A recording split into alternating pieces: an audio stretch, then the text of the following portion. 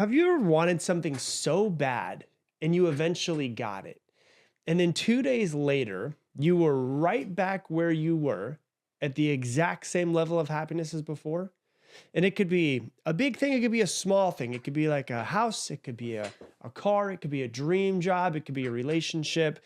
And what happens is, and I realized this within myself, was I remember when I was younger thinking like, when I get this, I'll be happy. When I buy this thing, I'll be happy. When I get this relationship, I'll be happy. When I get to this accomplishment, I'll be happy. When I get this amount of money in my bank account, I'll be happy.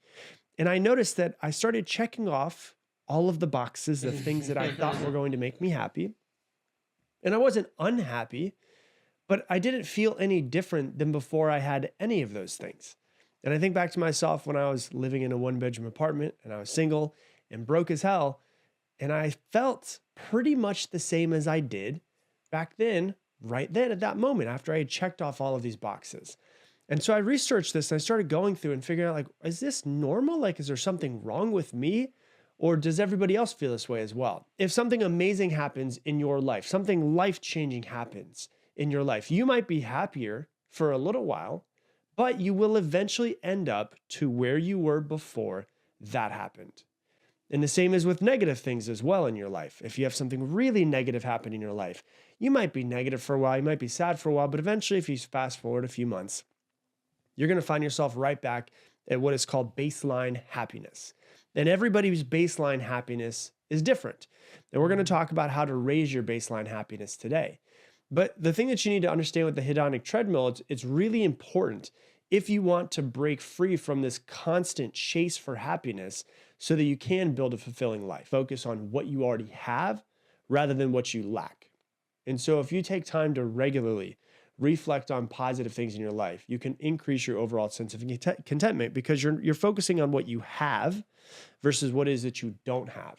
If you focus on what is it you don't have and what you want, you're going to basically be unhappy. Like there's a really great Because you will feel lack, and lack is the opposite of abundance.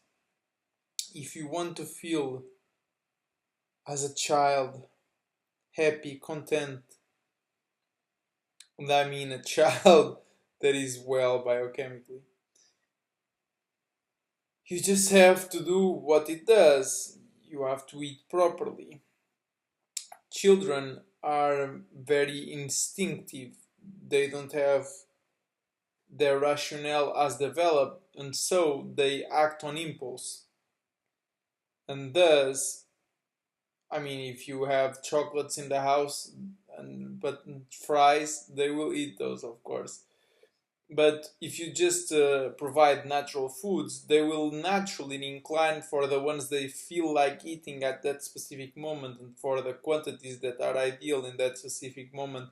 They will not fast, they will not starve, they will eat when they feel like eating, for as much as they feel like eating, drink as much as they feel like drinking, sleep or rest as much as they feel like resting, play as much as they feel like playing.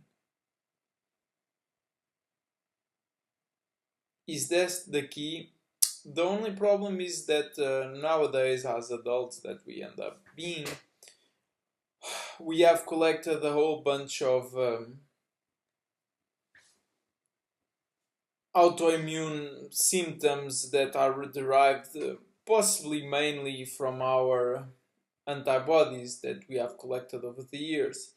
And if before, when I ate some fries, they would hinder me just for themselves, for the whatever oil they have, and for the solanine and whatnot, they are now hindering me by my body attacking all of the places that the potato ended up in. And if the potato proteins ended up in my heart, my brain, whatever, I don't know how it works, your body will attack all of those places. And now you feel tired. Now your body shows you're tired. Now you feel impatient. Now your body feels you feel impatient. Being old is just the product of having amassed a lot of antibodies and That's why a lot of people are now finding refuge in a carnivore diet. Even an animal based diet can trigger you quite a lot because you might be intolerant to a whole bunch of fruits. Quote, I think it's by a guy named Naval, and it says, desire is a contract that you sign with yourself to be unhappy until you get what it is that you want. And so when you think about that, if you're like, oh, I have this desire for something, and I'm not saying you can't want to achieve and want to get better and improve and all of that stuff. You can do all of those things. But desire, and to think to yourself that I won't be happy until I get it, desire is a contract that you sign with yourself to be unhappy until you get whatever it is that you want.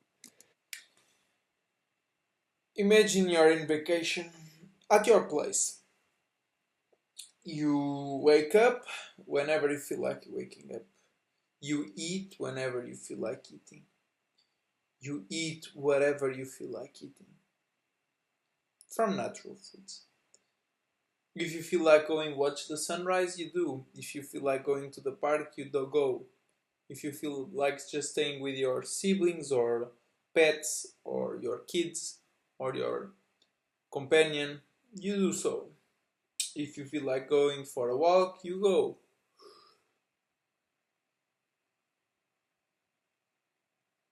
Is any of these things about achieving, or is this just about enjoying what you already have?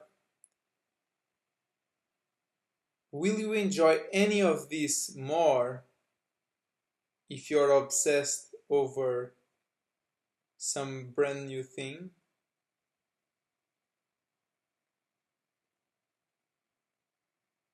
Why does your pet enjoy so much being around you if it doesn't have a video game to be entertained by, if it doesn't have a big TV show to entertain itself with, if it doesn't have a new gadget, a new story, a new book, whatever?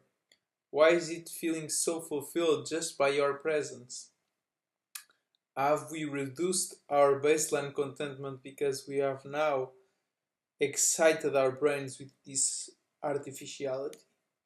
And so if you look at what you have and you take a step back and you get yourself out of your go go go mindset, you'll notice every single person has something to be grateful for that's listening to me right now. Now you might be sitting and being like, well, I have a shitty 1 bedroom apartment and my family doesn't talk to me, and you can, whatever it is that it might be. Well, I want you to understand your heart is still beating. If you're listening to this podcast, unless you're a ghost, your heart's still beating. And 150,000 people did not wake up today that were. I understand the goodwill with these words, but it doesn't work. I was a raw vegan once. I ate the daily dozen whole foods plant based list. I feel like ending my life every single day. Such type of words never helped me back then. I just felt like ending it all. Nothing really gave me any sort of contentment because I was biologically and chemically imbalanced. My physiologically was unwell. And the only fix was for me to start eating more naturally. For you, just going for some whatever fatty meats, some fruits, some occasional honey might be more than enough for you to feel better. For other people, it might be necessary to go full in on a carnivore diet. For others, you might have to just eat ruminants like beef. For others, you might just be able to eat smaller ruminants, always from frozen because of the histamine. For some people, just getting rid of cashews is enough for them to feel better already. To get rid of grains and legumes and nightshades might be all you need for you to feel 1,000 times better. But the thing is, it all relates to what you consume. I remember being socially anxious for many time, and my deodorant ran out, and before more arrived, because I was ordering it online, I was actually feeling as if I wasn't socially anxious as before. Turned out it was the endocrine disruptors in that all natural product I was putting in my skin.